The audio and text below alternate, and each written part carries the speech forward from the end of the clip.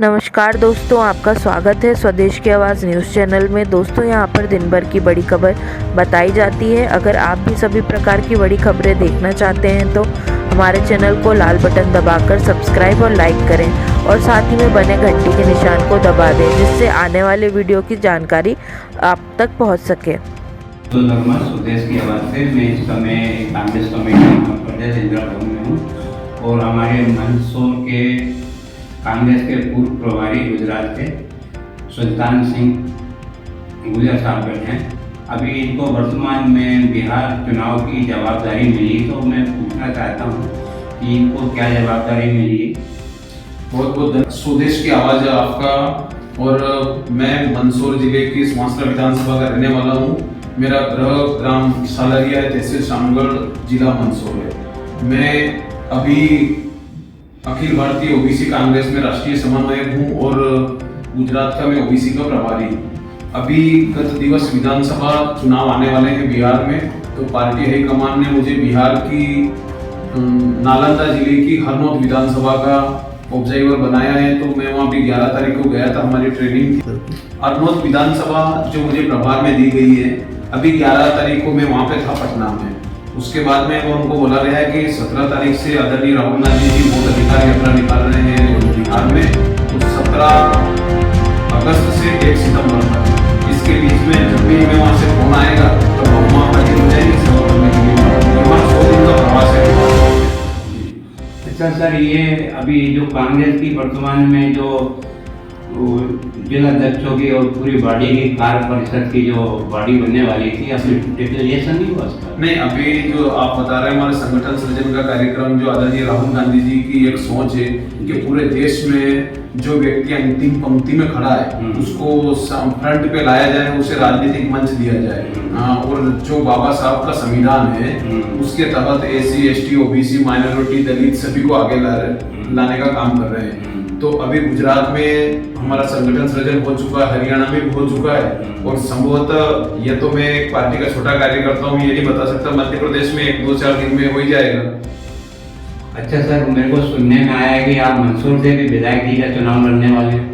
मंदसौर जिला है। हाँ, मंदसौर जिले से जी विधायक का चुनाव, ऐसा मुझे पता गोपनीय ऐसा गोपनीय सूत्र, ये तो आपके मीडिया का काम है।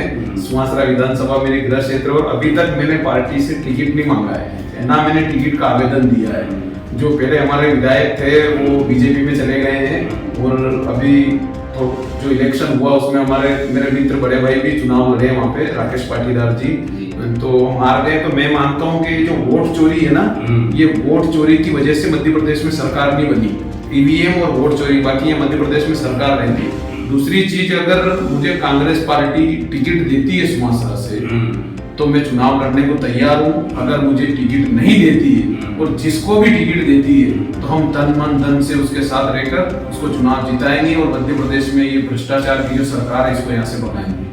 अच्छा सर, जो बिहार में अभी SIR का जो चल रहा है चुनाव आयोग का नेटवर्क कार्यक्रम, तो इसमें तो बहुत गरीब पिछड़ा वर्ग के आधार में मुस्लिम लोग वर्ग के ज्यादा वोट कटे हैं, कैसे लगता है?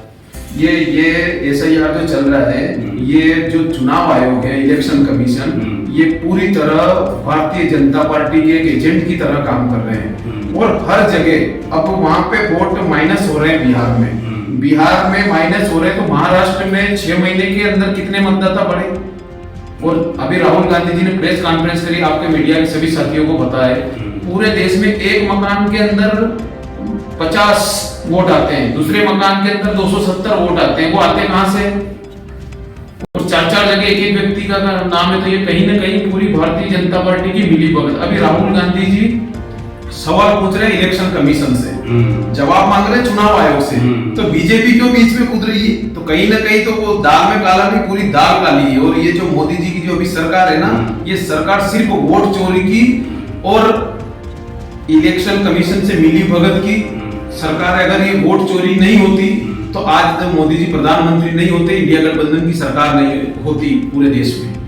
अच्छा, राहुल गांधी जी इलेक्ट्रोल वो मांग रहे हैं चुनाव आयोग से इलेक्टर वो डिटेल, तो चुनाव आयोग नहीं दे रहा, तो इस विषय में राहुल गांधी की अगला कदम क्या होगा उनका? राहुल गांधी जी, तो अब मैं छोटा कार्य करता हूँ, राहुल गांधी जी का मैं निर्देश से हम एक के घर तक अभी 7-8 चरण में बताया ना उन्होंने, कब 7-8 चरण में पूरा वोट का डिसीजन बताएंगे। तो आपको सबसे पहले तो आपको ही बता रहे, आप मेरे को ही बताओ, मोदी जी 11-12 साल से प्रधानमंत्री है, मोदी जी ने कभी प्रेस कॉन्फ्रेंस करी बुलाकर? नहीं करी। आज किसी मीडिया में एक भी उनका रिकॉर्डेड है?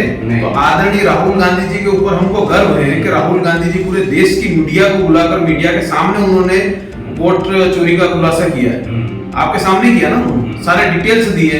तो ऐसे मोदी जी ने आज तक नहीं करी। तो मोदी जी इसलिए नहीं करते कि मोदी जी डरते हैं, मोदी जी झूठ बोलते हैं, और राहुल गांधी जी सच बोलते हैं, संविधान के दायरे में रहकर बोलते हैं, और संविधान के रक्षक कहा जाता है। अच्छा सर, मैं ये जानना चाहता हूँ, अभी राहुल गांधी जी को जान का खतरा पुणे महाराष्ट्र में, उन्हें अदालत को एक आवेदन दिया है कि राहुल गांधी जी ने उनके वकील को बोला है कि मेरी बिना अनुमति आपने जो ये दिया है, तो उन्होंने उनके वकील को आज वो जवाब देंगे। तो इसमें राहुल गांधी जी ने कहा, राहुल गांधी जी खुद निष्पक्ष जांच करवा रहे हैं। उनके वकील ने वो उनके वकील की मंशा हो सकती है, उनके वकील ने, बाकी राहुल जी ने तो बोला कि आपने मेरे बिना अनुमति और बिना मेरी जानकारी में आपने ये कैसे बोला?